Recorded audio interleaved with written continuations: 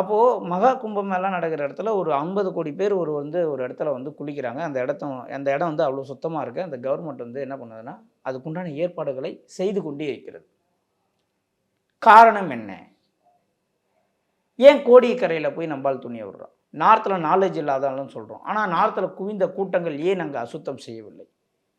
அந்த இடம் என்ன சொல்கிறது? இந்த இடம் என்ன சொல்லுது? ஒண்ணும் இல்ல. நல்லா திங்க் பண்ணி பாருங்க. எப்பவுமே ஒருத்தர் தண்ணிய தூக்கி தான் குடிப்பார். சிப் பண்ணி குடிக்கிறது ஒருத்தருக்கு பிடிக்காது. திடீர்னு ஒரு ரெஸ்டாரண்ட்டுக்கு போறாரு. அங்க சாப்பிட உட்கார்றாரு. அவரே அறியாம அவர் சிப் பண்ணி குடிக்கிறார். அந்த இடம் ஒருவருடைய கேரக்டரையே மாத்திடும்னு சொல்றேன்.